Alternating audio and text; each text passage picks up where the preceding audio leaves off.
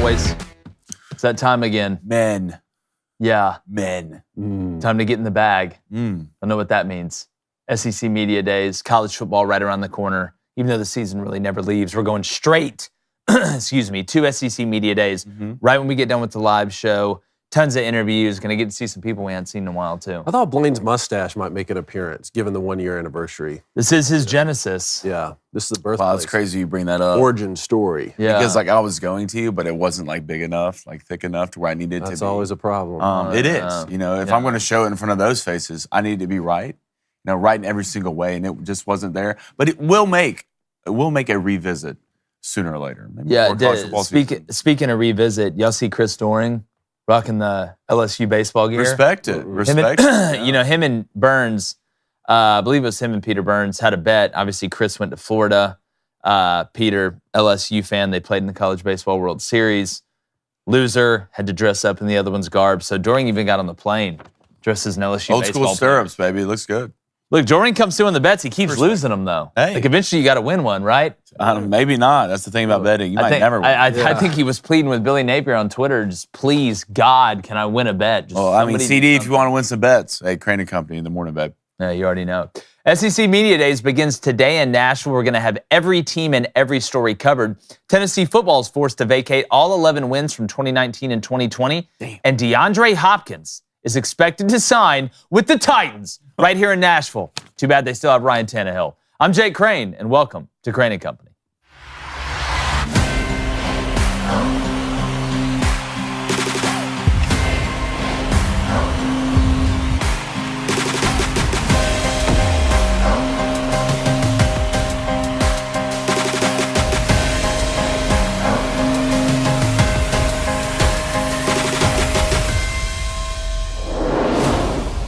Now, as crazy as this is going to sound, the possibility of Auburn and Alabama having similar records in 2023 isn't that far-fetched.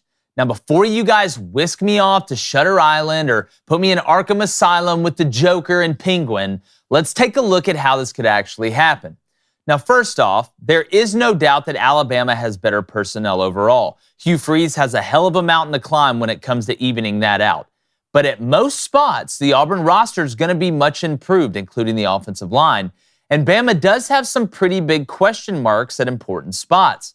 The Tide's quarterback situation is all but settled, and Bryce Young is gone to the Panthers in the NFL. Now, they also aren't the same dominant team on the line of scrimmage that helped build them into the college football dynasty that we've been used to seeing. The left tackle spot still has some growing to do, and it's very rare to see a new quarterback and left tackle debuting for the Tide in the same season. Now, Bama also just lost a generational defensive talent in Will Anderson, but we know they're going to have a new wave of superstars ready to try and turn the Bama defense into what it used to be.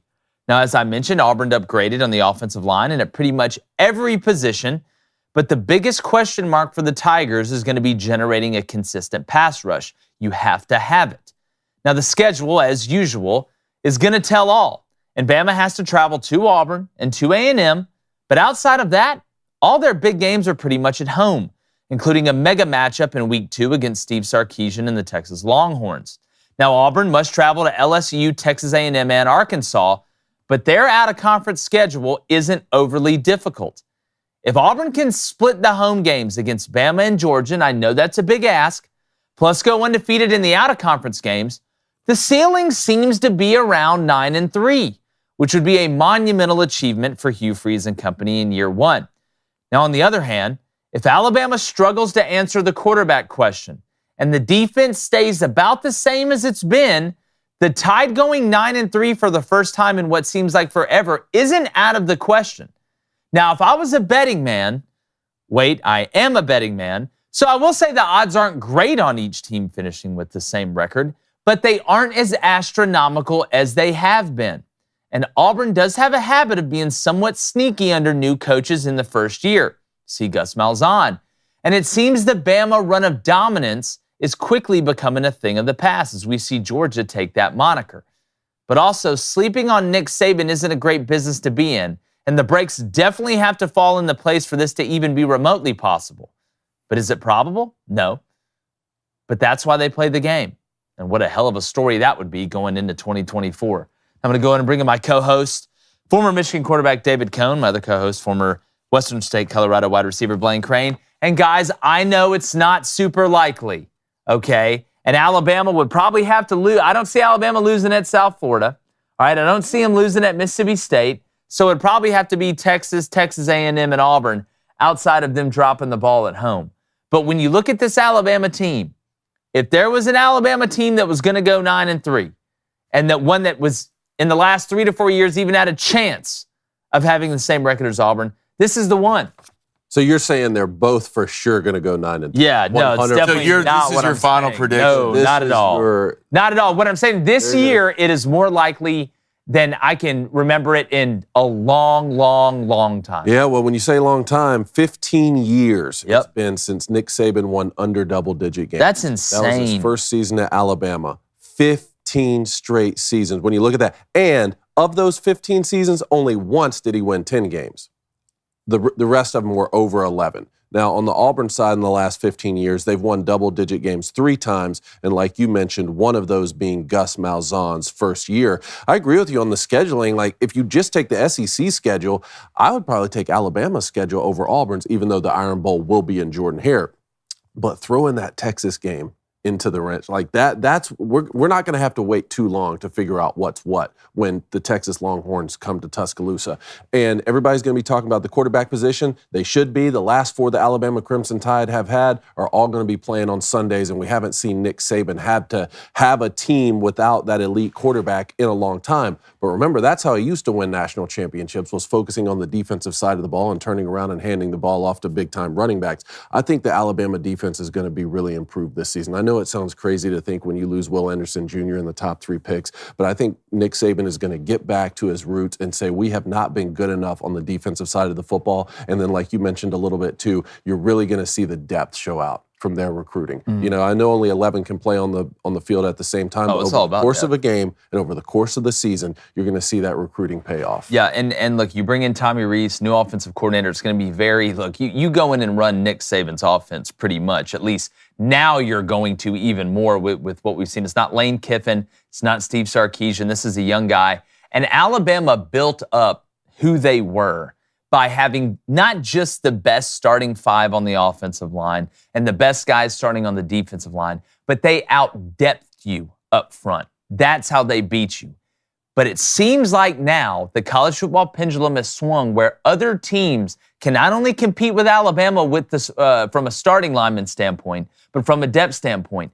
Georgia, Michigan, Ohio State. It's not just Bama has the best lineman. They can say, you know what? We can have Jake Coker back there. Jake was a really good player. I'm not saying he's not. But they could turn around and hand the ball off at any point in time and just line up and say, I'm better than you. Defensively, they were so much better than your offensive line was up front. They could just stymie you. They could win low-scoring games. If they scored 24 points or more, they're going to win every one. That isn't what it is anymore. You look at how many times Bryce Young saved them last year, and Texas game, I can go down the list. All right, even the games they lost, he kept them in it, the Tennessee game, other ones like that. This isn't the same Alabama team that just is so much better than you are up front that they can be simple. What I worry about now, if I was an Alabama fan, is that you haven't been able to line up and run the ball at will when the other team knew you were going to run it like you used to. So now you don't have Bryce Young. You don't have a quarterback that can go in there and walk into the phone booth and come out and be Superman. You're going to find yourselves in a lot lower scoring games. You're going to find yourselves in a lot closer games. And if that defense isn't what it used to be, Blaine, it's going to be kind of a different flavor in Tuscaloosa this year.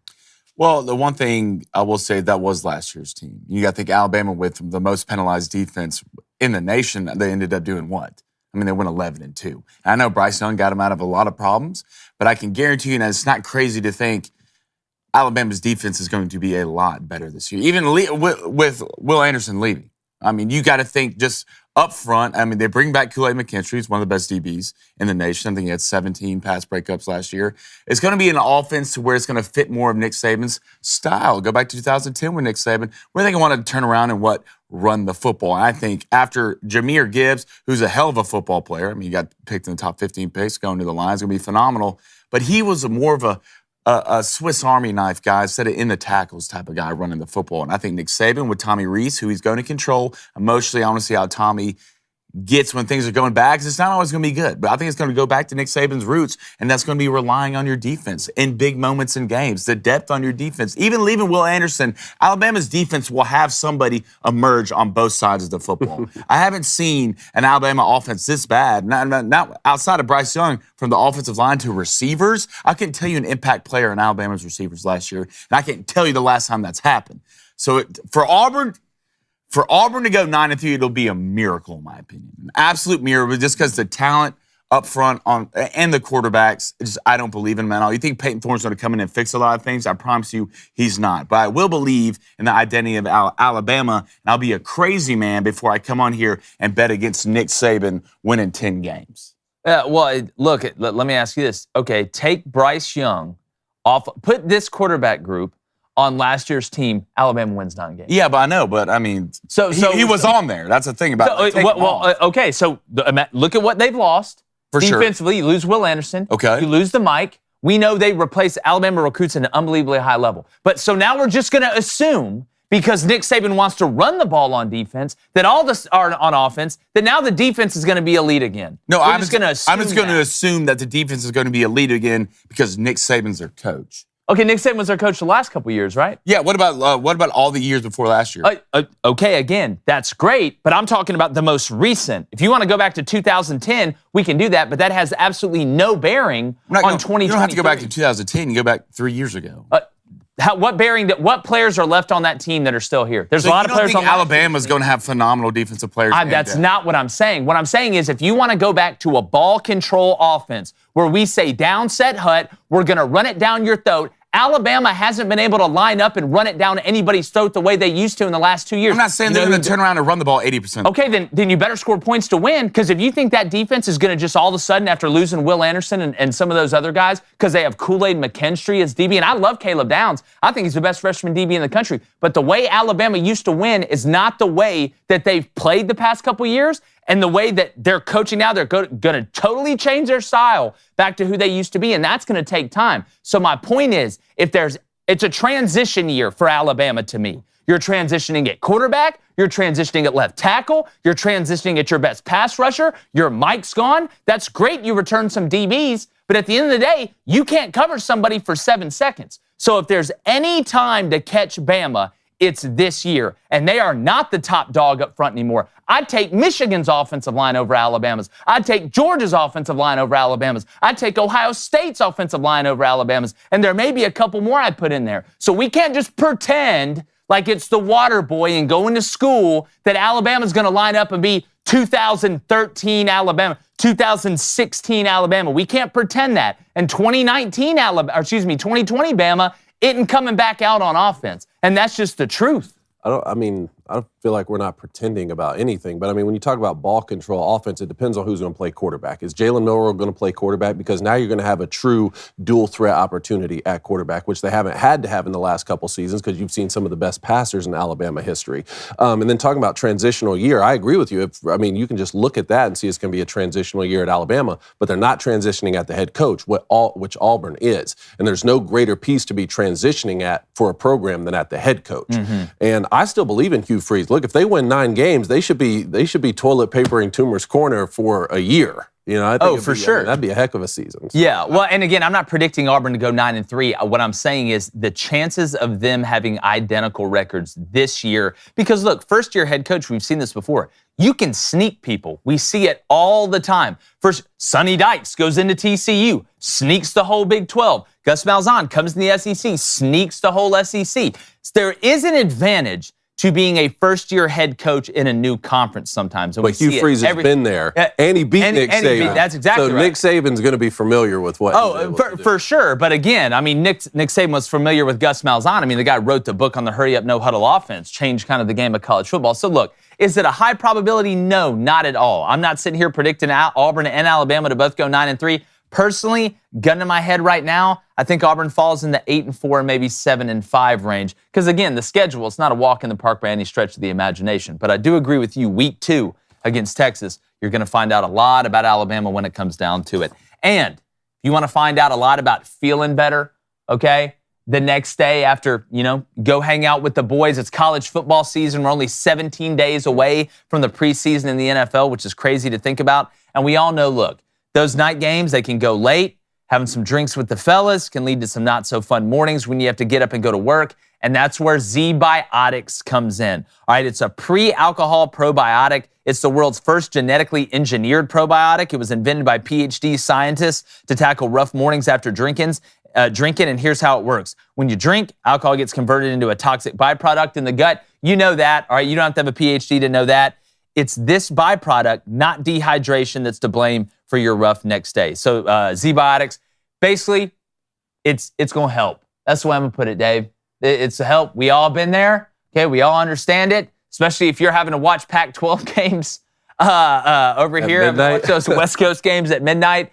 We've all had some fun watching games, and the next day you woke up and, didn't exactly feel like $1,000, but with Z-Biotics, you know the deal. I was in that boat this weekend. Really? It's last weekend, yeah. So, you got a little Z in me. You got a little Z in me, a little Z-Biotic. Next thing you know, I woke up and just hopped out of the bed like I was possessed. That's exactly right. In a good way. See that thing? The best possession. Z-Biotics. And it comes in this cool kind of black case, too. Wow, it's got no total fat in it. How about that? So you're doing good both ways. What took so long to invent this? I know. What genius Wow, science. look at this. We need to get that person on here. Right in time for football season? That's exactly right. You love to see it. So go to zbiotics.com/booster to get 15% off your first order with code BOOSTER, BOOSTER at checkout. Z-Biotics is backed with a 100% money-back guarantee. So if you're unsatisfied for any reason, they'll refund your money, no questions asked. That's Z-Biotics, just the letter Z, biotics.com/booster, and use that code BOOSTER at checkout for 15% off your first order. What a great product. Golly. And yes, I'm fired up. It's Right on SEC town. Media Day week. thoughtful. That's exactly right. Let's get to the Club De La Booster before we get into best and worst. All right, chat, and make sure to hit that like button. Let's go to Cole Frink, $2 donation. We all know what's coming here. All right. LeBron is mid, MJ's the GOAT, Blaine grow the beard. Cole, I am working on it, bud.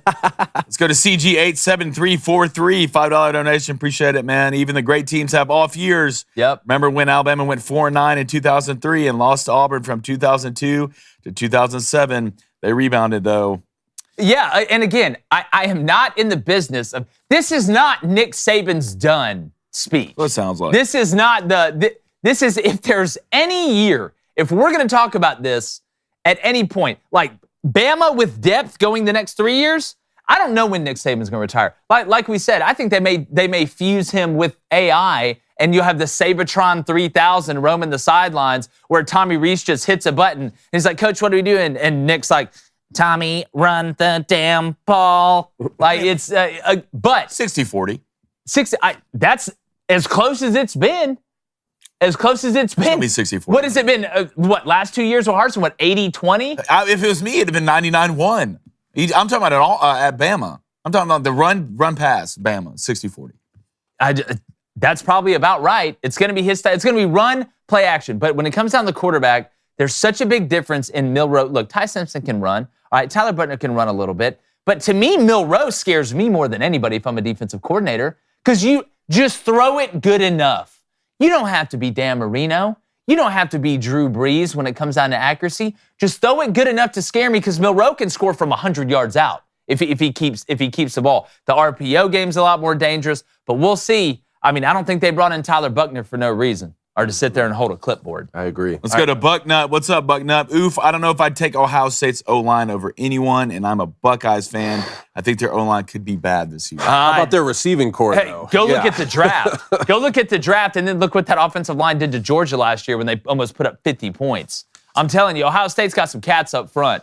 I saw a list of the 2021 receiving core they had the other day. It's It's stupid. just insane. Stupid. Insane how they reloaded. And they got the best receiver in football come back this year. Fact. Marvin Harrison Jr. Let's go to Scotty King. What's up, Scotty? Peyton Thorne will have one of the top 10 passing seasons in Auburn history. Scotty, why don't you come take a seat on the couch? Look, Take a seat on the couch. the biggest thing for Auburn that Hugh Freeze has done, in my opinion, is on the offensive line.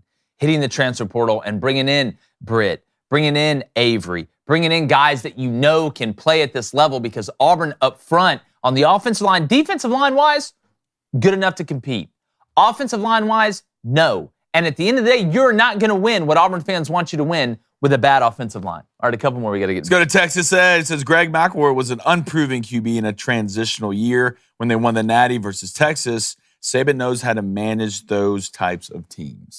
Yeah, he does, but they were also so much better than everybody else up front, it was laughable. Remember how Nick Saban built this thing up, right? You know, when we look at Georgia right now and we're like, oh my God, up front, they're just better than everybody. They're just better than everybody. That's what Nick Saban did for like 8 years in a row. And then the prodigal son, Kirby, went and started doing it, and it's the depth. Alabama was getting all the offensive and defensive linemen pretty much. They had more depth than everybody. They were better than you. They were just bullying people. They don't bully people anymore. That's not what they do. That's what Georgia's done. That's what Michigan has done. That's how they've risen up to where they are, and that's why I think they're going to break through this year, and I'll get into that at some point later. But this isn't the same Alabama team that was just so much better than everybody else was up front from a starting standpoint and from a depth standpoint. And that's just the truth. I don't care if you're an Auburn fan, a Bama fan, a Titans fan, a Philadelphia Flyers fan. That's just the truth. That doesn't mean they can't get back there, but I don't think this is the team to get there. And it's not just one prodigal son and Kirby Smart. Look at how many teams on this Alabama schedule Nick Saban's going to have to play who used to coach for. I know. At least 4. I mean, you got Sark on the schedule, Lane Kiffin's on the schedule, Jimbo Fisher. You're probably going to meet up with Kirby Smart and Georgia, possibly in the SEC championship. So it's crazy. You're having to, like, defend from every angle on coaches who learned your system under you when it comes to building a program and recruiting. That is the one negative side to being just an absolute savant when it comes down to all aspects of coaching. And that's why Nick Saban's still the GOAT. All right, let's get into best and worst. Best and worst from the weekend, boys. What do you guys have? I'm going to start out Tennessee. All right. And look, there's a couple ways to look at this. Now, we know Jeremy Pruitt got fired from Tennessee. They fired him with cause. When you read, they had over 200, infractions from the NCAA, 18 level 1 violations, which is a record, which fits right in with the Fulmer Cup, but I'm not going to get into that. But this is why you need to be proactive when things like this happen. They got rid of the coach. All right. They self-imposed scholarship sanctions. They did the homework and they did the due diligence and got out ahead of this. Now, they were given an $8 million fine, which is going to end up being closer to $9 million. But when you look at the money they saved because they were able to fire Jeremy Pruitt with cause, and let's not act like Tennessee doesn't have money. Tennessee has a ton of money. They have a Navy that shows up before the games outside on the water. Tennessee's not hurting for money, but they're going to get fined close to $9 million. But what hurts the most, and I'm not quoting Rascal Flatts here, I knew you were going to do that. I knew you were going to do that. I love this, to be honest. Yeah, and it hurt. Is there will see a total reduction of 28 scholarships, and on 5 years probation. You don't have to be a math magician, to figure out that somewhere a little bit over 5.25 a year. There's other ways you can finagle it. You don't have to do it, evenly each year. And there's ways you can get around it, right? You can, a kicker and punter on scholarship. One guy saves you a scholarship. Walk on long snapper. Just see all across the country. A lot of guys are good enough to long snap and walk on at Tennessee. And then other people say, well, you can use NIL money to supplant some of those scholarships. Haven't really seen that situation pop up yet. I don't know how that would be handled, even though at the end of the day, the NCAA is losing more power by the second. But the thing, if you're a Tennessee fan, you feel good about it, right? No bowl ban. No bowl ban, eligible for the postseason. That's great. That's always the thing that scares you the most as a fan when you start hearing probation. Because remember, probation used to mean you're not playing in the postseason, which is absolutely devastating. But when you're Tennessee, all right, and you see what's going on at Georgia, right? You see what's going on around the country, and you just had that big year to elevate yourself up. You need every bullet in the chamber. And that's not even to mention the style offense you run. You can't be losing scholarships on defense and depth when you run an offense that goes at warp speed. And if you go 3 and out 3 or 4 times in a row, you guys are absolutely gassed like an Exxon.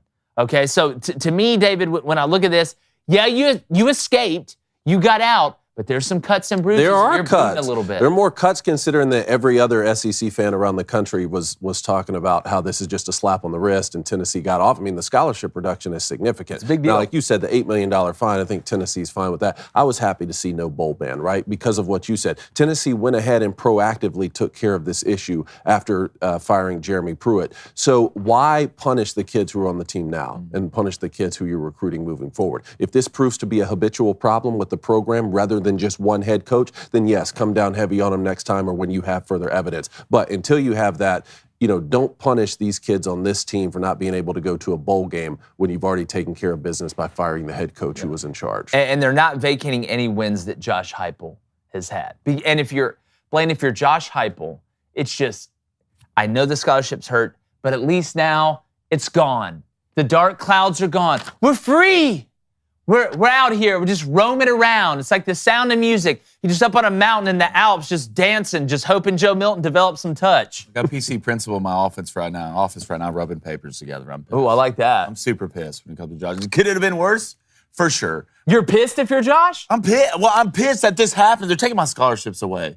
What did I do? I'm standing outside the NCAA with a sign that says, "What did I do?" Yeah. That's what I'm doing. The thing about it, I've always been one of those guys where if you're going to do something like this, you better win. All right, you better win. Even if they vacate the wins. Look, I'll sacrifice the national championship for 30 in the next 5 years. All right, I'll do it. I'm not afraid to sit up here and say it. So you'd rather win the natty right now? This whole situation. Yeah. 100% I will. It sucks for Tennessee, but I think it could have been worse. They'll be fine. They need to be more worried about Joe Milton at quarterback. Yeah, we're going to continue to monitor this thing and see how it affects them. But again, I think the biggest thing for Tennessee fans and for Josh Heupel is it's in the past now. We'll deal with it. And I did see one thing where, and this was a story that I saw. I don't know if this is true or not. It was actually from a pretty legitimate source. They said that when the NCAA asked Jeremy Pruitt about a $300 payment, he cited he was thinking of George Floyd at the time. Can you imagine using that excuse? Man. And again, I don't know if Jeremy really did that. But if that's true, come on, dog. Yeah. For real. So that's my best. Okay. Because I know Tennessee fans are just glad to be done with it. My best from the weekend, the young kid Carlos Alcaraz winning Wimbledon. Yeah. Beating Novak Djokovic in 5 sets for his second major championship after winning the U.S. Open last year. Man, this was incredible, and I still think Novak Djokovic is the greatest tennis player that I've ever seen walk the earth, and very rarely do you see the youth beat the experience when it comes to this guy as a 23-time major champion. We saw it with Medvedev in the U.S. Open a couple years ago. Alcaraz has been coming on strong. He's the number 1 player in the world, but I still thought Djokovic would not only win, but quite possibly win in straight sets because he's been that dominant over his career. But the young kid pushed it to 5 sets, particularly Game 5 in the 3rd set went 27 minutes. One game, 27 minutes. And even there, Alcaraz was already up a break. Winning that game put him up 2 breaks. From there, things got really interesting. He held strong. He's going to continue to be the number 1 player in the world as they move into the U.S. Open. Phenomenal tournament. How old is he? I think he's 20. Because when he won, I think he's 20 because when he won the U.S. Open, he was the youngest to win a major, I think, since Nadal did it, or maybe all time, and he was the first teenager to be the world number 1. He probably needs some Such a good match. Z-biotics this morning. Such a good match. Watch the whole thing. You did? The entire thing. Tell me, what was your favorite Don't part believe of it? you. My favorite part of it was when they're hitting the ball back and forth at each other. Yeah, and then, that was a good part. And one guy hit it really hard and the other guy couldn't get to it. Oh, that was probably my winner. favorite part. Yeah, too. my favorite over the weekend, I don't know if y'all saw this, Steph Curry. Yeah. Absolute just wins the American Century Championship. First double athlete to win it since 2000.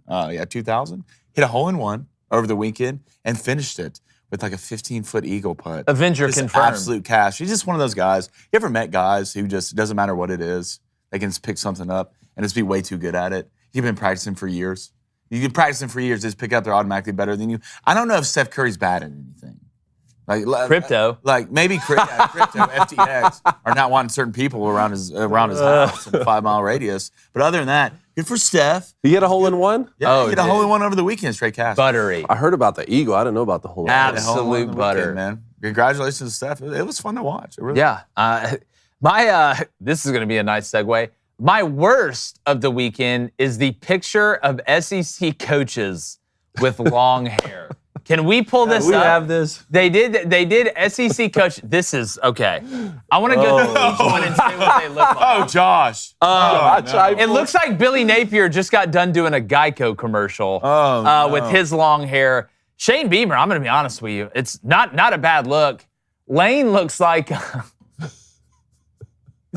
looks like he's from Cali. No, Lane looks like he's about to sell you some some CBD or something. Yeah. Look at Brian Kelly, man. Yeah, dude, Josh Heupel just looks like a pissed off mom. Yeah, Josh looks like a kindergarten teacher in San Francisco. At a PTA.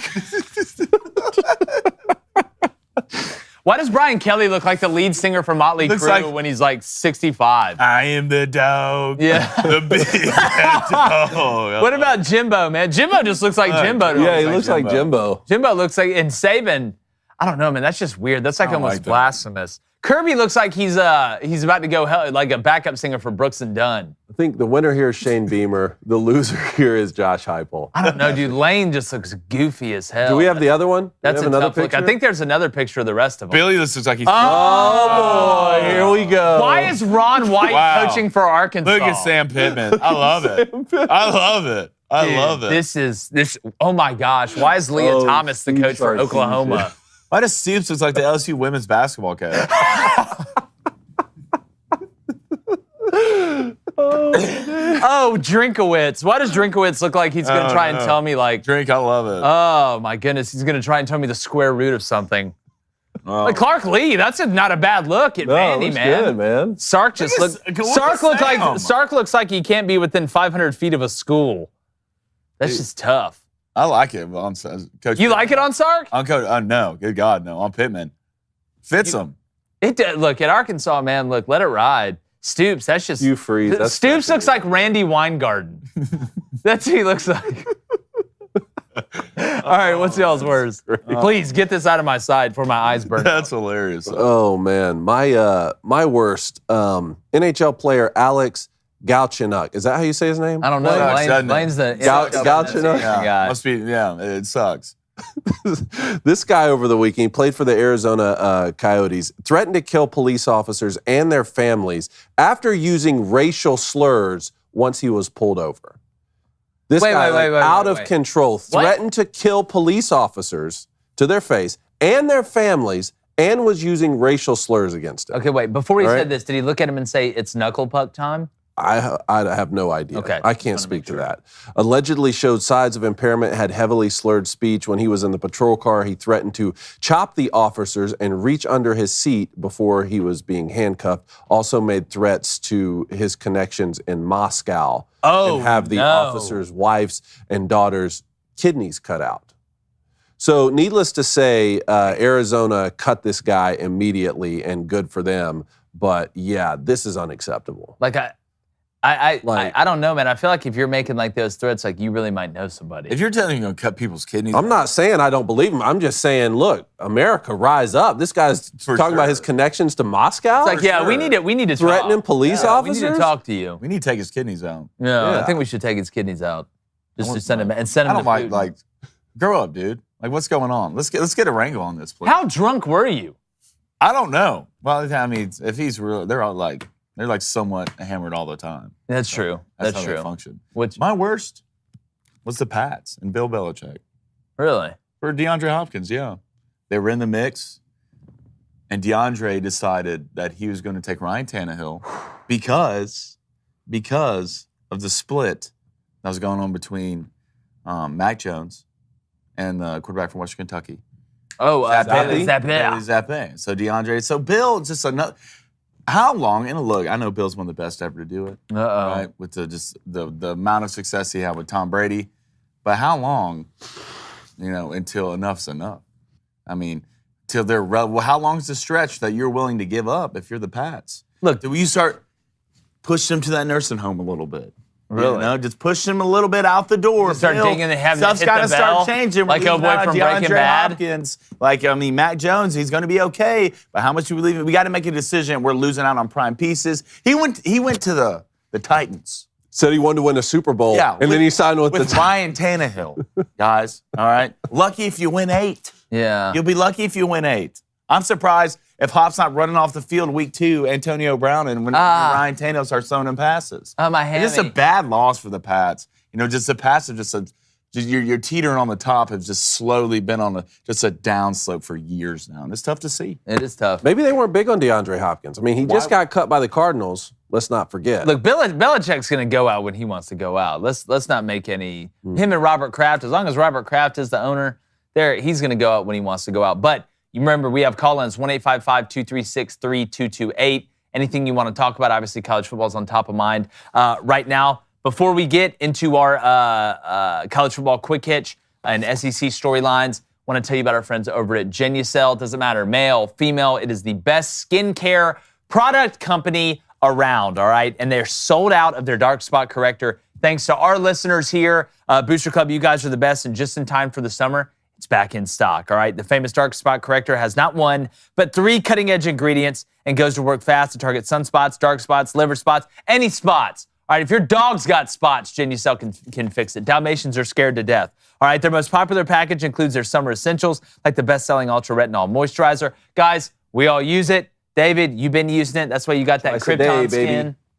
That's exactly right. Morning and night. Blaine, that's why yours looks good. So the only reason why it looks good, I'm going to have to use it almost every waking second to keep this up.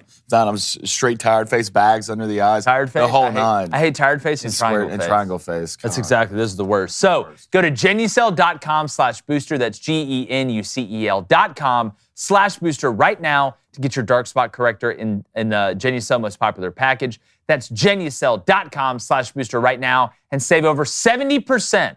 All right, that is a hell of a deal, okay? And all orders will include a mystery luxury gift while supplies last. That's Genucel.com/booster. Do it now. All right, Booster Club, real quick, Blaine, then we're getting into storylines and bringing Mark Ryan up in here. All right, $2 donation from Cole Free. Jake, I'm disappointed you aren't in the Discord. You got to figure that out. Go to Tyler Jarvis, $2 donation. He says, Billy and Jimbo look like cult leaders. Yeah, I know. Don't drink the Kool-Aid. Texas Stat said Hopkins would have been a great number 1 with Christian Watson and the number 2 in Green Bay. I still think Hop would be number 1 and Chris Watson would be number 2. God, if I was the Jets, I'd try to get him. Oh, absolutely. Let's go to No Fun League Sports Channel. He's talking about Tennessee. He said if this was not an SEC school, the punishment would have been way worse.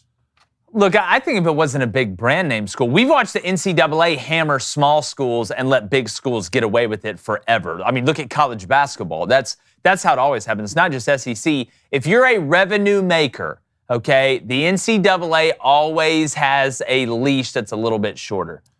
And maybe the NCAA is finally realizing they don't have the power they once did. Maybe that's what we're seeing here, too. They know it. They have to know it. There's no way they don't. And I don't think it could happen to a better group of people. Go to Jared Howard. He says, vacating wins/championship/Heisman's means nothing and is dumb. As a school and a fan, double down on those wins and awards and choose violence, baby. I kind of agree with him. No, I do too. Vacate what? I saw it. Yeah. I saw it on live TV. I celebrated it. The minute you take that first sip of whatever beverage you have after your team won it, there ain't no vacating it. You know what I'm saying? It's whatever. Like Reggie Bush won the Heisman to me.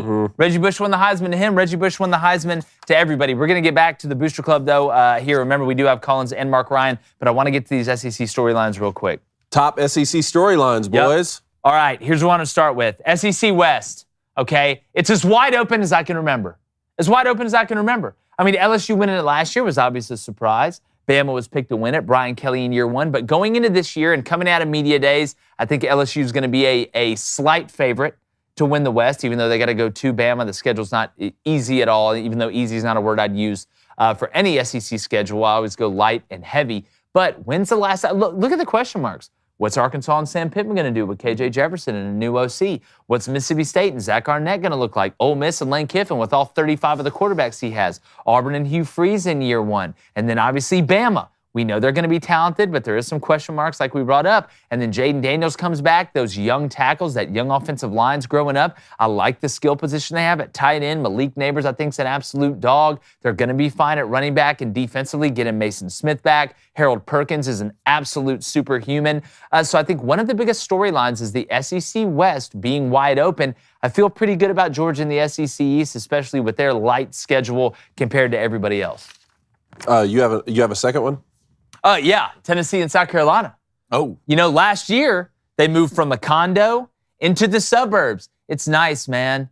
Nice house, 3-bedroom, 2.5 bath. Backyard? Got a basement, nice backyard with a fence. Now, and they did it in different ways, right? Tennessee, good all the way through the year. Hendon Hooker gets hurt at the end. Then you have a good bowl game. South Carolina and Spencer Rattler come on at the end of the year. They beat Clemson, and Shane Beamer has a lot of momentum rolling there. They beat Tennessee, beat the brakes off of them. I know Hendon was hurt, but at the end of the day, they were winning that game regardless with the way it went down.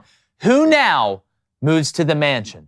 Who shows that this wasn't just a flash in the pan? This wasn't just us getting hot randomly, an anomaly in what's been a sea of mediocrity in a lot of years before this. Who is moving into the mansion, into the estate with the pool and the gate? That's one of the, between Tennessee and South Carolina. Who's going to do it? And I'm not saying win the SEC East, but I'm saying who is going to show that they are here to stay? That's a big question mark to me. So in the analogy, you don't have to win the East to be in the mansion? No, I mean, look at Tennessee last year.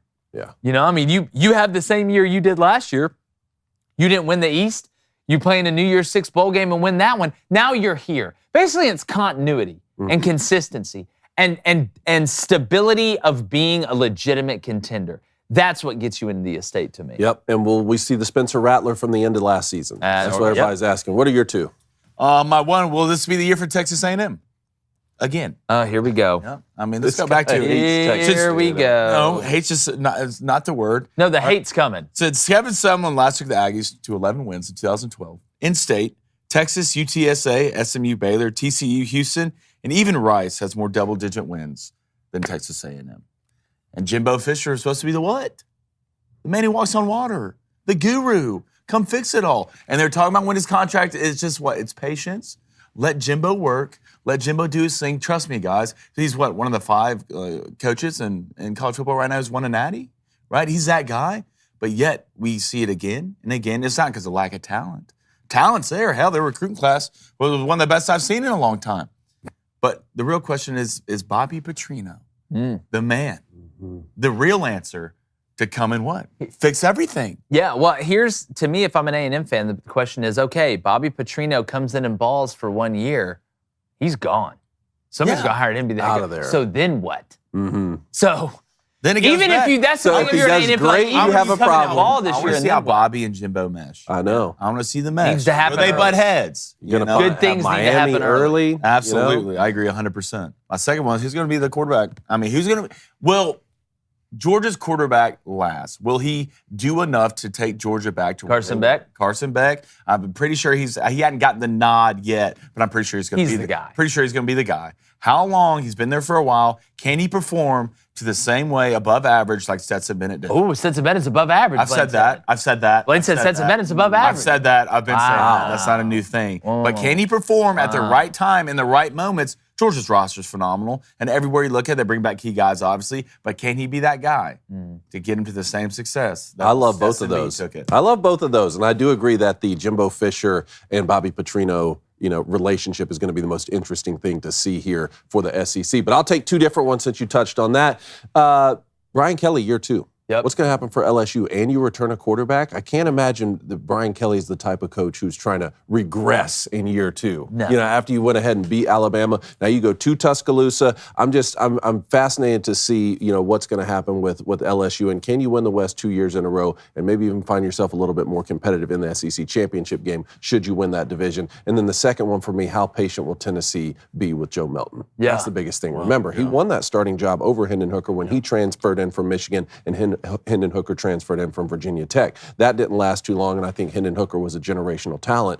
How long will Joe Milton last? How patient will they be when you have a 5-star player behind him? That's always the most popular guy, and he showed some flashes in the spring. I'm telling you, that if you're Joe Milton, that would be my biggest worry. Is that young kid behind you, because the leash is going to be very, very short. You've lost the job twice. I know at Michigan he got hurt. Right, but you still lost that job. JJ came in and took it from you. Well, it was Cade McNamara. Cade McNamara came in and took it from you. Then JJ, obviously with Cade going to Iowa, he ended up taking it from JJ and ended up being, or taking it from Cade and ended up being a smart decision. But speaking of smart decisions, our guy Mark Ryan from the Fan Upstate does a fantastic job. Make sure you follow him on Twitter. I'll let him plug that. Is joining us today because he had a take that sent the South Carolina friends, and it was just him. All right, there's multiple people. Sent the South Carolina fan base into a frenzy. But first, Mark, thanks so much for joining us, man. One of my favorite shows. Watch you guys as often as I possibly can. Jake, Blaine, David, what is good? Jake, love having you on our show. Blaine and David, awesome to meet you, man. Awesome to meet you. Let's rock and roll. Thanks for joining, buddy. Yeah, definitely, man. Mark, obviously love listening to you guys and what you have going down there.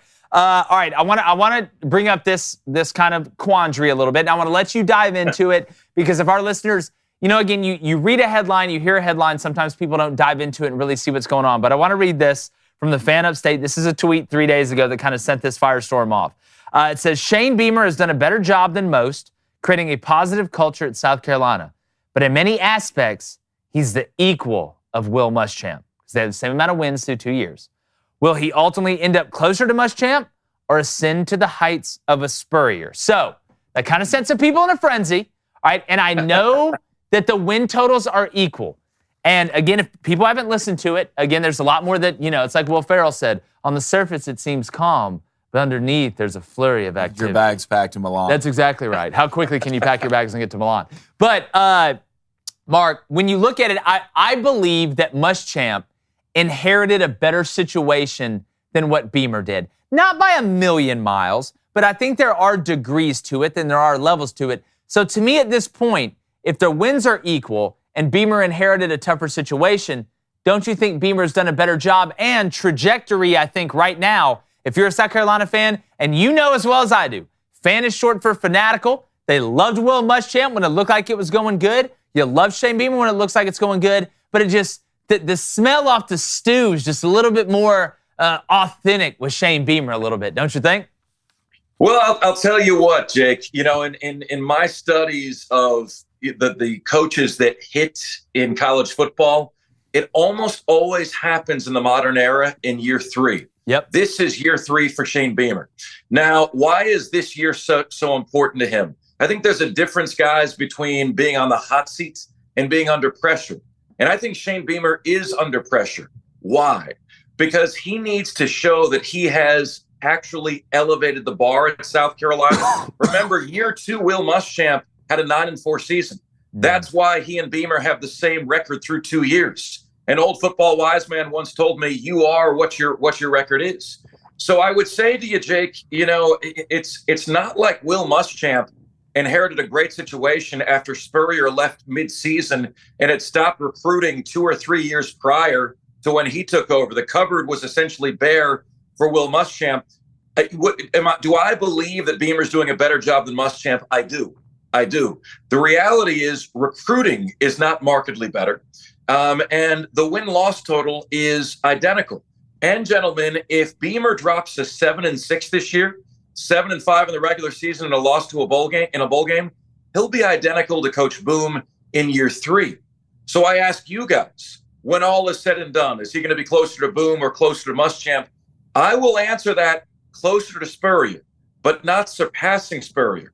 And I also think there's a great chance, gentlemen, he makes South Carolina his baby, like his dad did with Virginia Tech, and he could be, if they'll have him, a South Carolina lifer. Mm-hmm. Yeah, and look, I don't think some people realize what Spurrier did at South Carolina. I don't know if we're going to see that again. What was it, like 30 games in 3 years, something like that? I don't know if we'll ever see that again at South Carolina. And I know South Carolina fans, I'm not trying to just rip the hope away from you, but I think the perfect situation for South Carolina, because look, at some point, you got to take a step back and kind of realize, it is what it is. Because look at Georgia right now. And I know the SEC is a lot different in this, point in time than it was when Muschamp was there. You look at what Tennessee's doing, becoming a lot more relevant now. Georgia's becoming more dominant, it seems like, every single year. Kentucky seems to be more of a problem than they have been. Florida was really bad when Muschamp was there at South Carolina. Now, we'll see with Billy Napier. I think they need to give him time. But it seems to me that South Carolina can legitimately win or consistently win 8 games, 9 games, and every 3 or 4 years make a run at the SEC title and play for the SEC championship, which we've seen before. Hell, I watched them do it against Cam Newton in the SEC championship. Now, again, they lost that game badly, but South Carolina is a place that you can win and put yourself in a position to be able to do it. So do I think Shane is going to do what Spurrier did in 3-year spurts? I don't, but I think they could sneak around and win big every, 3, 4 to 5 years, somewhere around there. So that's kind of where I'm at with South Carolina. Absolutely. I want to know, what's your thoughts? You saw a great Spencer Rattler at the end of the year. All right, you come back. Juice is coming back for them. I think it was huge for both of them. Decide to come back. Their defense is mediocre. But do you think Spencer can have a type of year that maybe he can be in contention, maybe a dark horse for the Heisman? Blaine, it's going to be fascinating because he's been asked to yet again learn another offensive system, right?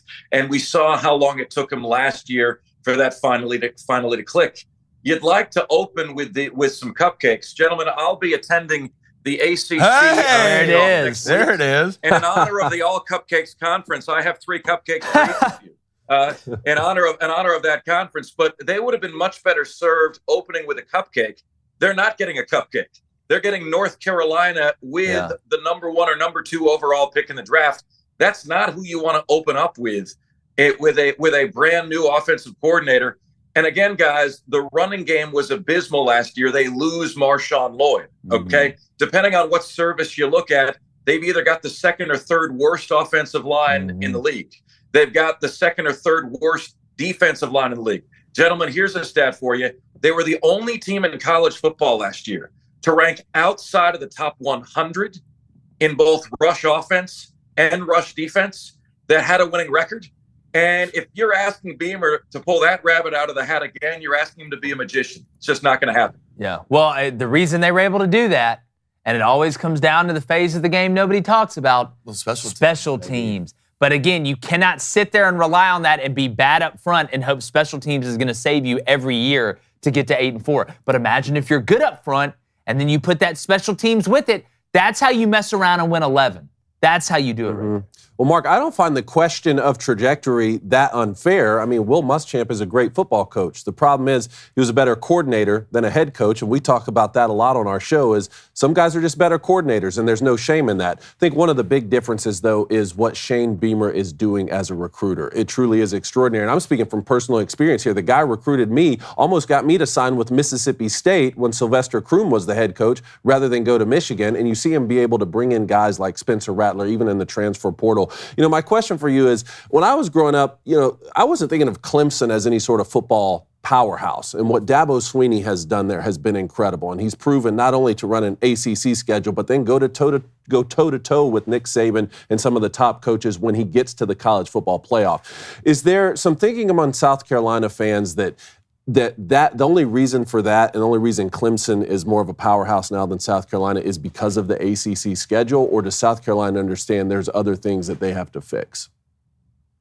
Yeah, well, I'll tell you what, David, there's a lot of folks over this way that might wonder if South Carolina should have stuck it out in the ACC, considering the easy run that exists in that conference. But to your point, David, Dabo has elevated the bar at Clemson to the point where what he was doing when he started at Clemson would no longer be good enough. And South Carolina is desperately and begging for a coach that can raise the bar similarly for them, right? And so my feeling is Clemson is proof that South Carolina can achieve greatness because Clemson is doing it here. Some of those years where Clemson was at its absolute best, they still would have won the national championship had they played in the SEC, in my opinion. They were a 11-1, 10-2, 12-0 team, no matter what conference they played in. And if it can happen up the road, it can happen at South Carolina. You just need the right guy in charge. Where Beamer is winning recruiting-wise is in the blue chip ratio. You guys know 50% of your players 4 or 5 stars. So he hit that for the first time in South Carolina history last year.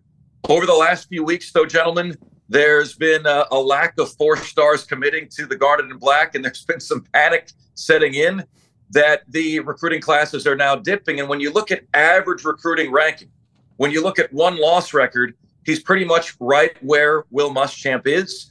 I'd ask you, David, I'm fascinated in this. What about Beamer's recruiting pitch to you made it unique and special from your standpoint?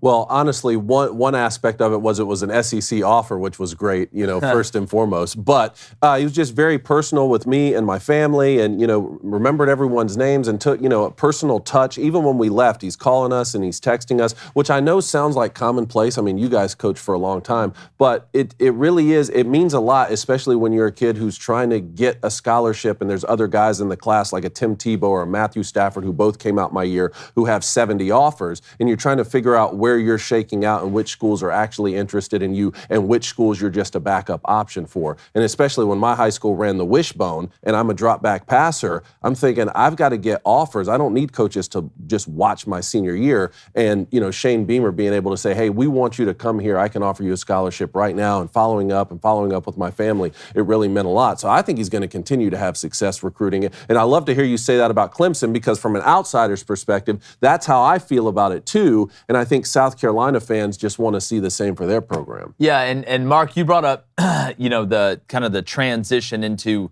the program taking the next step. I mean, Dabo Swinney and Clemson is a great example of what happens when you have some patience. Now, this is what I was talking about with Billy Napier in Florida. So remember, he hopped in, went 4-3 as the interim. 2009 went 9-5. Then 2010 went 6-7. Right? Remember, they're getting ready to fire him. Maybe we shouldn't have brought this young guy in to be the head coach.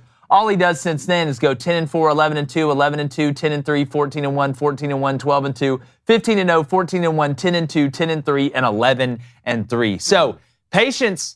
They're not just for doctors. And if you give guys time, it typically takes 3 years to get that cycle, get that culture in there. That's what we were bringing up the other day. Now, is Shane Beamer going to go on this type of run? I think that's unfair, especially in the SEC when you look at what's around you. But, Mark, it's going to be fascinating to see up front. That does scare me. We're going to make our predictions here toward the end of fall camp. And that's one area where I'm looking at, because you lost Nichols. You're starting left tackle in spring, which is devastating. It's like somebody knocking on the door and you open it up and just getting kicked right in the groin. I mean, then they just run away. It's a horrible feeling. But, Mark, it's always a great feeling when you come on, my friend. Tell everybody where they can find you on social media and find the Fan Upstate.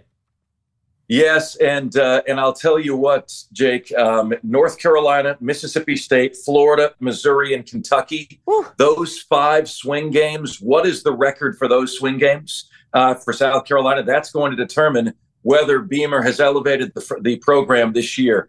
At Mark Ryan on Air is where you guys can get to me. Would love to have you jump on board. That's at MARC, Ryan on Air. Love you guys. Watch you almost every single day. Thanks so much for having me on. Have the absolute best time at SEC Media Days. It's better than being at the All Cupcakes Conference. Hey, enjoy those cupcakes. I know Blaine will take a chocolate one, but Mark, really appreciate it, buddy. Look forward to talking to you on the other side. See you, man. All right, take care, Jake. Thanks so much for always coming on my show as well, bud. Talk to you soon. Always a blast, brother. Always a blast. Mark Ryan, man, one of the good ones. Absolutely. Does a fantastic job. And again, look, it's amazing, you see headlines, you see things go off on social media, and a lot of people don't look, beneath the surface of the headlines. But want to let you know, you can make headlines. You can call in right now, 1-855-236-3228. We talk anything, obviously college football, hot and heavy right now. Want to get to the Booster Club too, but first, guys, are you ready to boost your testosterone and get your old self back? Well, our sponsor, Nugenix Total T, is offering a complimentary bottle when you text 231231 and enter the keyword Crain. Blaine, you've been using it, and it's been working.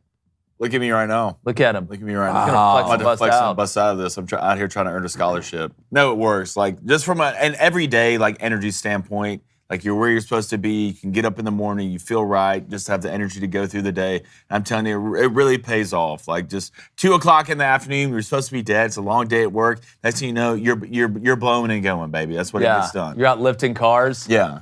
Throwing bars. How far after when you started taking it were you feeling back to the I'd say about a week level? and a half. Okay. A week and a half is really when I started. Because there was a time I was just drained every day getting up in the morning. I was like, what is going on? I just don't feel right. I'm complaining about stuff that I shouldn't be complaining about. So then I started taking it. You wake up, working out, I'm feeling great.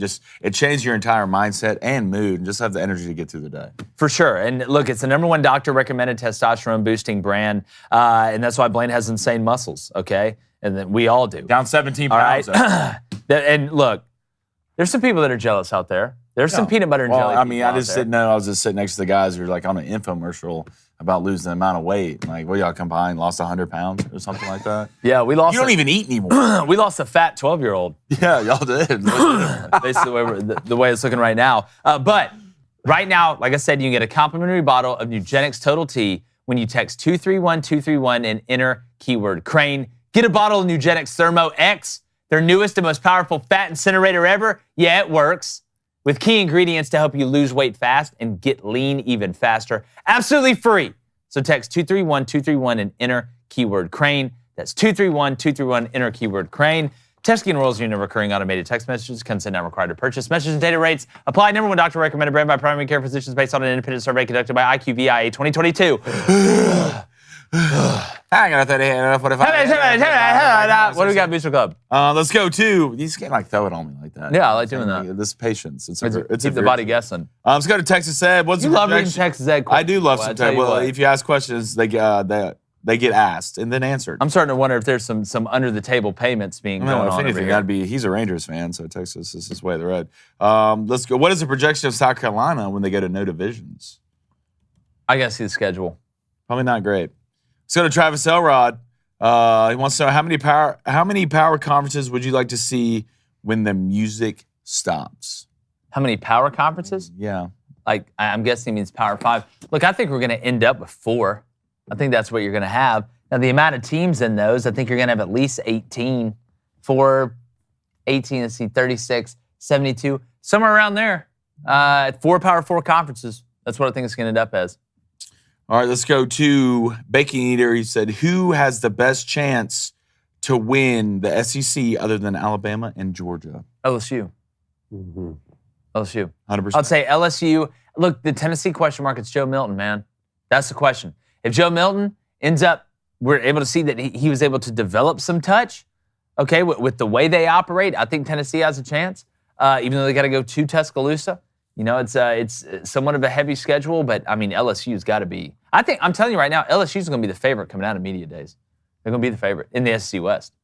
All right, let's go to GoWaxy, hashtag Ask Crain to Kill. I probably said that wrong, to be honest. Is it too much to think Freeze and Montgomery can push Storm to the next level and push for an SEC championship in year 1? I've never put anything past anybody when it comes down to it outside of Vanderbilt, even though I like Clark Lee, I like what he's doing. Still don't believe they have super high expectations. I don't care what Blaine wants to lie to y'all about. But here's the thing with you. Here is the Auburn situation. Offensively, with the pieces they've added, I mean, look at receiver too now. Like Peyton Thorne is, I think he's going to win the job. I think Robbie Ashford's going to have a role.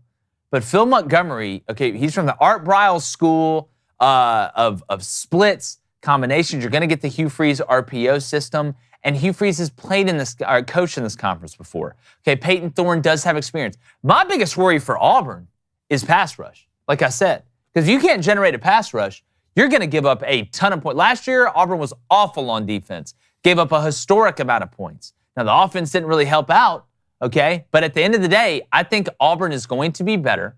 You do get Bama and Georgia at home.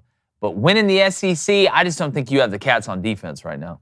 Yeah, I would just try to win 7 games, to be honest. Yeah, I don't think 7 would be a bad year. If you can throw it 20 yards down the field accurately, you're going to win the starting job at quarterback at Auburn. So, I mean, I feel like that's tough. Let's go to Big Matt. Says, what's your thoughts on Ole Miss, and do they have a shot? Don't trust the defense. Look at the quarterback room. Love Jackson Dart. All right, he's got to stop throwing the ball to linebackers and nickels and anybody that's in intermediate coverage. He's got to be able to see through that. I'm interested to see how they work in Spencer Sanders. Then you have a young Walker Howard, the transfer from LSU that a lot of people are high on. And look, if anybody knows how to handle egos at quarterback, it's Lane Kiffin. But how short, we talk about how short the leash is on Joe Milton. We talk about how short the leash may be on the Alabama starter at quarterback. How short is the leash going to be on the starting quarterback at Ole Miss when you have so many guys in that room that have ability and experience? Spencer Sanders won a lot of games. A lot of games. Florida State. And they're going to return one of the best running backs in the country. Yeah, oh, God. Okay, in Quinshon Junction. He's incredible. The question again, did they start 7-0 last year? 7-1? Something like that. Something like that. The question for me is down the stretch. You know, as you start to get into November and you're looking down the barrel of an Egg Bowl in the rivalry games and possibly, you know, winning the division, what happens with Lane Kiffin? You're not going to have the distractions you had last season in terms of, is he going to leave for another job? I think that was hopefully a one-year thing and doesn't raise its head for a couple more seasons. But that's always the question I ask about Lane Kiffin. How's he going to finish the season? Without a doubt. Are you ready to get some calls? Let's get to Noah from Iowa. Noah, what's going on, man? How you guys doing, guys? What's up, man? Well, man. Well, I'm a student at the University of Iowa, so I guess I have a question about Cade McNamara and our new tight end, Eric All. I guess, David, you probably know a lot about him, but like, what kind of things do those guys bring to a – yeah, exactly. Like, what kind of things do those guys bring to a really struggling offense? Yeah, well, let's just start with Cade McNamara. First of all, before this last season, which was a very special year, Cade McNamara was the first quarterback in Michigan history to lead Michigan to 13 wins. Okay, and I played with guys, Chad Henne and Denard Robinson. Granted, there are more games now and more opportunities to win football games, but Cade McNamara is a heck of a leader. And, you know, he stayed through last season, even after losing the starting job to J.J. McCarthy. So hats off to him. I wish him nothing but success. And let's be honest, I think, you know, it's not that hard to get better at the quarterback position for the University of Iowa. Sure. Now, for Eric All, I don't know. I can't speak too much to him. I know there was a little bit of drama as he was leaving and saying, you know, I could expose the University of Michigan and Coach Harbaugh on my way out, but I'm not going to. I was hearing some of that drama was created by his father as well. I mean, look, from a playing standpoint, I thought he was a great football player. The University of Michigan is just stacked at the tight end position. So yeah, I hope he moves on and has success at Iowa. But for Cade McNamara, I think you guys are getting a great one. And hey, let's see, maybe go win the Big Ten West. I mean, that would be a great goal here. Again, look, and Kirk Ferentz, he's been great in Iowa, and obviously, you know, Cone is tied into Michigan. He knows everything that's going on up there. My biggest question is the play calling. Like, look, Cade McNamara at the end of the day is a lot better than Petrus, a lot better than what Iowa's had at the quarterback position. But at what point, we know Iowa's going to be good on defense, right? I'm not worried about defense, not worried about special teams. But at what point do you start to let it go a little bit? At what point do you try and get creative? At what point do you just stop trying not to lose the damn game on offense, Noah? At what point does Iowa decide to do that? And all the nepotism in the world, okay, can't save you. And at some point, they are going to have to evolve. We've seen this happen with tons of coaches over time, right? Gus Malzahn at Auburn's a great example. At some point, you have to, even Nick Saban, all right, and I know he's transitioning kind of back to his old line of thinking with Tommy Rees, but even Nick Saban at one point said, you know what? We have to change offensively. I don't love the hurry up, no huddle offense. I don't love what it's doing to college football. I don't like the way what it's doing to my defense. But you know what? I'm going to go hire Lane Kiffin. I'm going to open this thing up, and I'm going to start using offense as a weapon, not just a way to try and not lose the game. I love being balanced. I understand balance. But Noah, for God's sake, let's just hope they open it up, right? Somebody throw the ball on first down, please. I could not agree more. How are you feeling about the season, Noah? Oh, I'm feeling good about winning the West this year. I feel really good about that. And we have a lot of really good transfers. Like, we got a really highly rated receiver from Ohio State, Caleb Brown, who they wanted to keep, and a lot of other, like, players on offense. But I don't know. I would really love to see a different offensive coordinator, but it's his son, so it just feels like it's not going to happen. Yeah, it's like some real, like, old, like, you know, what do they call it? Dictator vibes or king vibes. Like, all right, my son's going to be the next king. Regardless of how much of a dumbass 17 points a game. Yeah. Ugh, puke, gross. But look, to his point, I think Cade McNamara can come in and lead that offense. You know? I hope he can. Listen to this schedule, though. I mean, you got no Michigan on the schedule, no Buckeyes on the schedule. You got Utah State, Iowa State, Western Michigan. You do go on the road to Penn State. That'll be a fun environment. Wisconsin? Michigan State at home, Purdue at home, on the road to Wisconsin. Minnesota, Northwestern, Rutgers, Illinois, all back-to-back at home, and then on the road to Nebraska. I'm telling you, eyes on that Wisconsin game. I've got my eyes on Wisconsin like a fat kid in a jelly roll. Yeah, they love those. Yeah, they do. Love those. Appreciate it, Noah. Noah, thanks, buddy. Thanks so much, man. All right, Jacob calling in from Jerusalem. We're international, boys. Jerusalem? Jacob, what's going on? Hey, how's it going, boys? Quick question for you. What up? So, in a hypothetical world, okay, where NFL players had a shot to compete in the UFC, fight against the top MMA fighters that there are, I want to know, since you boys are really into football, what NFL player do you think would have the best chance at fighting like a Conor McGregor or a Mike Chandler? Ooh, man, good question. Player. I'm trying to think of Conor McGregor. So you can't go heavyweight. No, I'm gonna go. You can do any UFC fighter you want. Okay, so there's no weight divisions. Okay, all right. God, that's a good one. Give me Derrick Henry. Give me Aaron Donald. Yeah, Just put Aaron Donald. Aaron Donald's actually, that's a great pick. Give me give me Derrick Henry. Khalil Mack. Yeah. Give me Saquon. I don't think that's crazy. Good choice. Maybe some good ground game. Look. Tree trunk thighs. Good luck trying to not. He kicks you one time, your leg you're will explode. disappearing. It's like a C4. You just turn into confetti. I don't know. He gets hurt every year. You touch him, he's done. Yeah, I don't know, but he touches you, you're done. Yeah, absolutely. I don't know. There's a bunch of defensive ends, too, like Frank Clark, something like that, like some old head out there. Miles Garrett. That is true. Miles Garrett assaulted somebody else. Like Ndamukong Suh. Ndamukong Suh would just go in there and be He's like, crushing skulls. I broke your spinal. Yeah. Spinal. It's spinal. Spinal. But, Jacob, that's a great question, man. Good luck out there. Thank you. Appreciate it. All right, buddy. Go to the Booster Club. Let's go to T. Elrod, baby. Hashtag he wants to know. Okay. What's our thought on Missouri this year, and can they maybe sneak up on some people?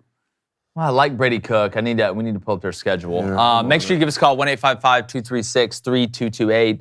All right, here it is. Yep, go ahead. South Dakota, Middle Tennessee, Kansas State at home, Memphis at home. First four all at home. On the road to Vanderbilt, LSU at home, at Kentucky, South Carolina home, at Georgia, Tennessee and Florida, both at home, and then on the road at Arkansas. God, I forgot they played Kansas State. That's going to be that's a little tricky for Kansas State. I don't think people give Brady Cook enough credit. I know he made some mistakes last year. He forced some things. That's what you have sometimes with young quarterbacks. But, man, I mean, Drink needs it. I know he signed that extension, but Drink needs it. He said, how sneaky could they be? Like, so what's your definition of sneaky? You talk about winning 9 games? I don't think they're going to win 10. I would say, gun to my head right now, I think Missouri could go 8-4. I think they could. That's bold. If they play, I'm talking about like at the ceiling. Like they played their best. They get a great year from Brady. I think Luther Burden's a really good player. I know they were afraid they were going to lose him. He ended up coming back. You do lose Dominic Lovett, obviously, to Georgia, which is tough. But look, Drinkowitz is a good coach.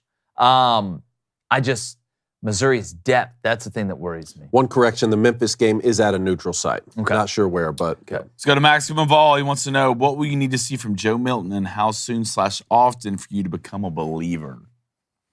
Look, I just need to see touch. It could be in the first game. Like this, Joe Milton doesn't have a lot of pieces to have to put together. There's one piece. I know he's a guy that can be effective on the ground. He's a heavy runner. Not the most agile, but he's a heavy runner. He's changed his body a lot.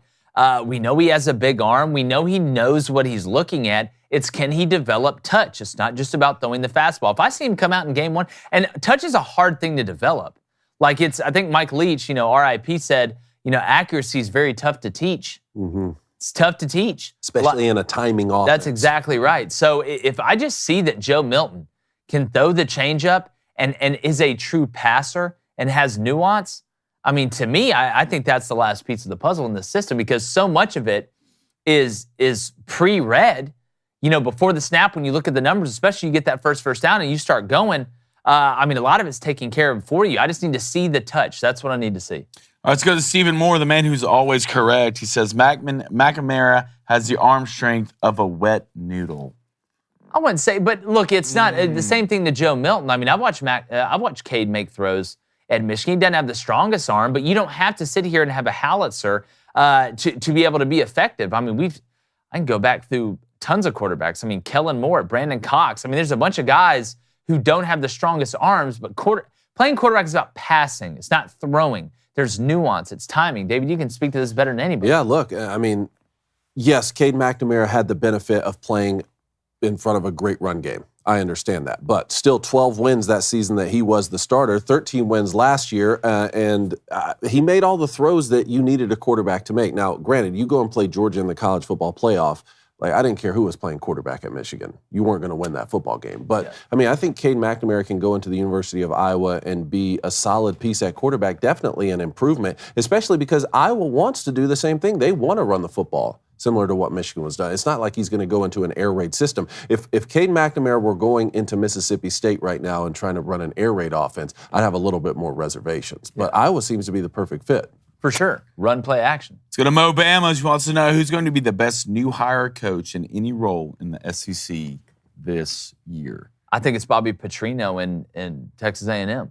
Look, I think that what he does formationally how he sets up play calls and how he's able to evolve his offense as time evolves. We just talked about this earlier. Some coaches are so stubborn they never change. They think the same way they played the stock market when it worked in 2003 is going to work in 2023, and that's not how it works. I mean, Gus Malzahn wrote a book on hurry-up offense and got slower every year in the SEC. You have to continue to evolve, and I think Bobby Petrino is that guy. Now, it has to happen good early.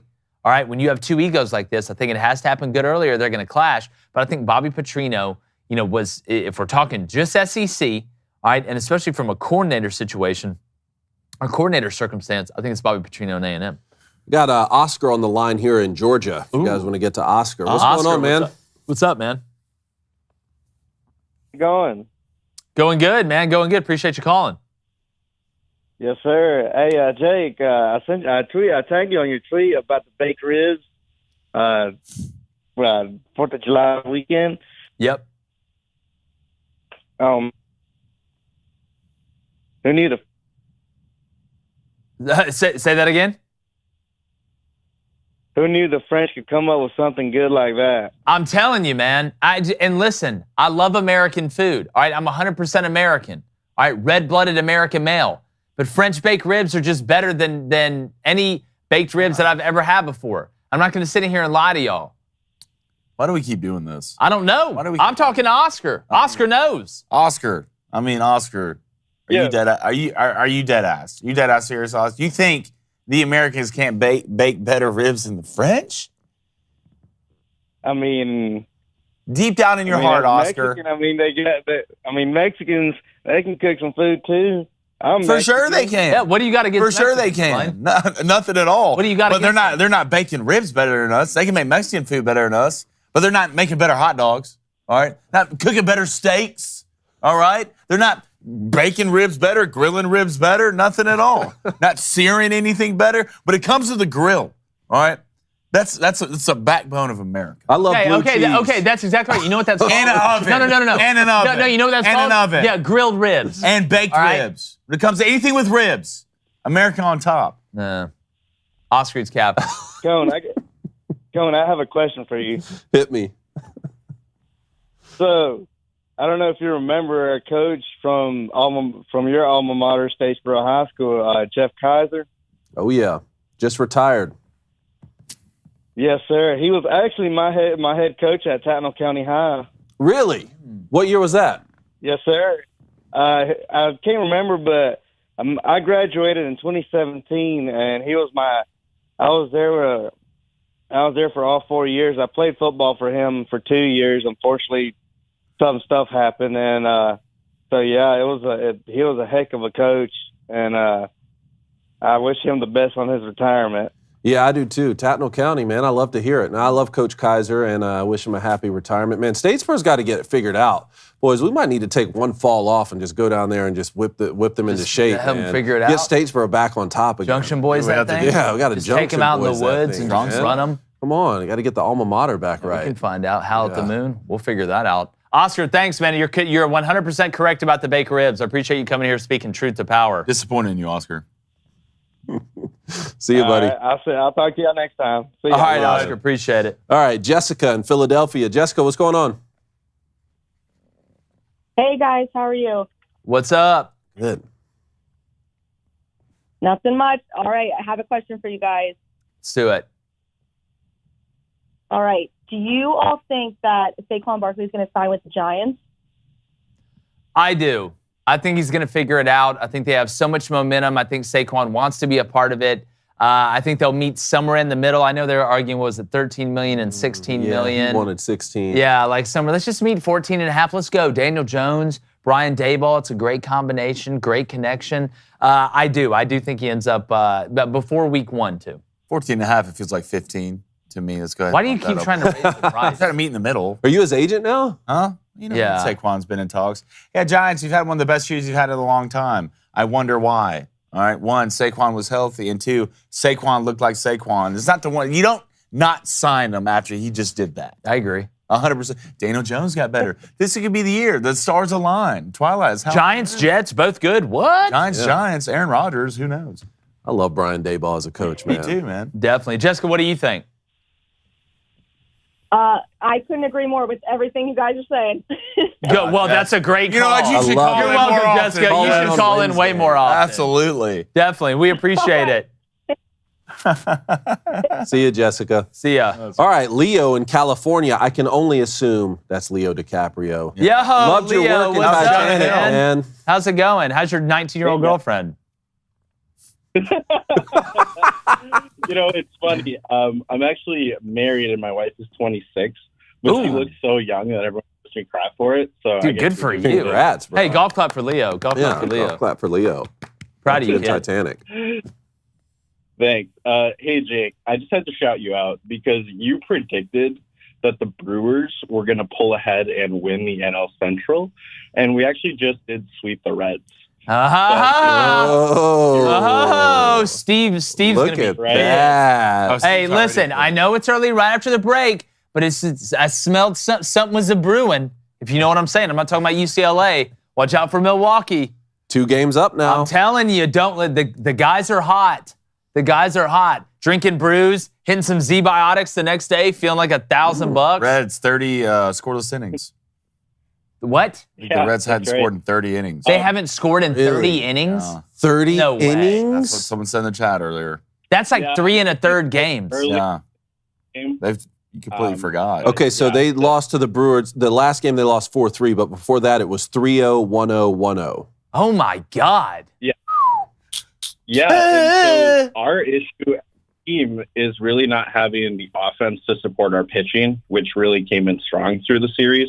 Yeah. We have a first baseman, third baseman hurt. Are there any big bats that you could see the Brewers getting at the trade deadline? Well, if we're looking at first and third, I mean, there's always a couple out there. Now that, the DH is universal, this is where it helps as well. There's some names I've seen out there. I know from an outfield standpoint, Randall Grichuk probably wouldn't help you. But hey, look, what about Bellinger at first? Huh? He can catch it. You don't think he can catch it? Put him at first. I'm telling you, man. Listen, here's the question, though. And this is what always comes down to. As you're getting toward the trade deadline, we always talk about buyers and sellers. Buyers and sellers. But if you're playing good, you know who we don't talk about? Stayers. I'm a stay. It's like in blackjack. Man, I've got 16. Dealer's showing 14. I'm staying. Right? If I'm playing good, I'm staying. That's where Shohei Ohtani the Brave. No, not Shohei Ohtani the Brave. Don't touch it, dog. Like, what do you mean? We're playing good. Don't mess with the juju. You want to bring in a bucket of fried chicken? You want to bring in some doll with crazy looking hair? That's fine. But don't bring in a totally different player. Not talking about trade deadlines. Yeah. I want you to talk about trade deadlines. After you got CNN so hard last year. So hard. Super hard. Not doing it. But Leo, we'll see, man. We'll see if the Brew Crew can keep it up. All right. Thank you guys so much. Have a good rest of your day. All right, buddy. You too, bud. All right. That's it, boys. Going to the board of extreme justice. All right. Somebody's leading the month, but we're not talking about who. Long way to go. About halfway through it. Give me the Twins, Mariners, Nerfy. That's no runs first inning. That's -120. And then the Reds, money line. After all that. After all you just said. Give me the Reds money line. +125. Who they playing? Scored 3 runs in, I believe, it's not the Brewers. They've got, not the Tigers because Matt Manning's throwing.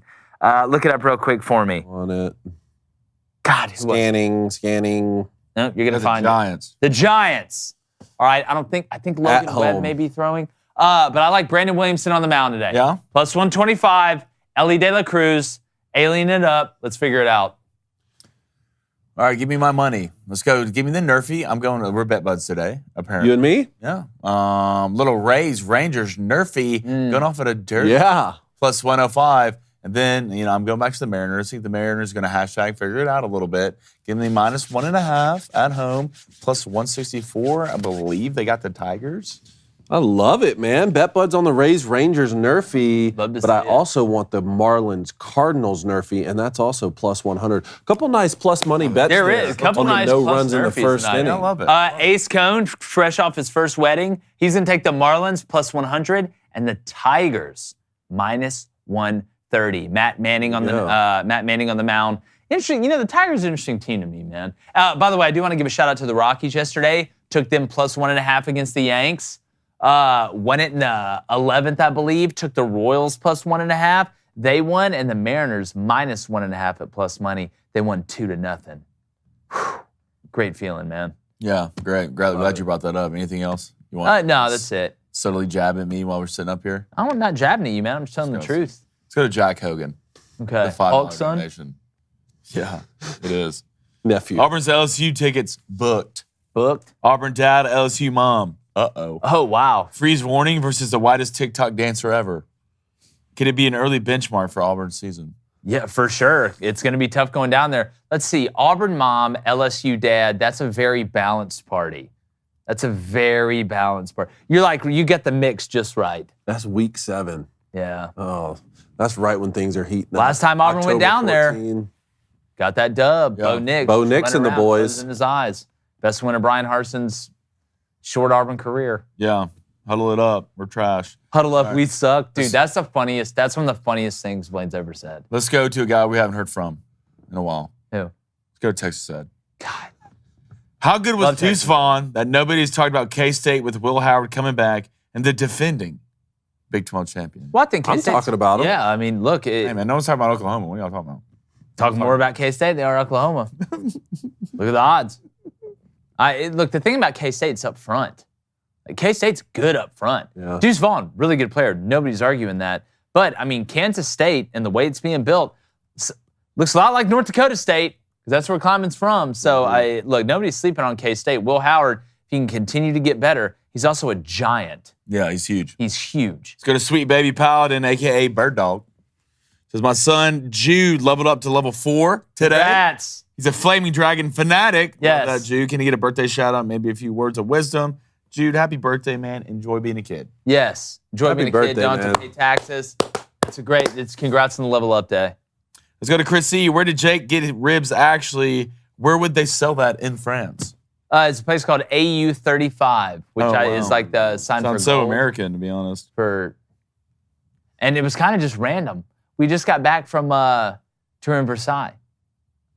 Yeah, Nice. so that's where it is. Chris E. Let's go to Leroy Jose. He says, y'all have more hope for Milton after his Orange Bowl performance. Yes, Yeah. it's a lot of, again, I hope Joe Milton's figured out. I like Joe Milton.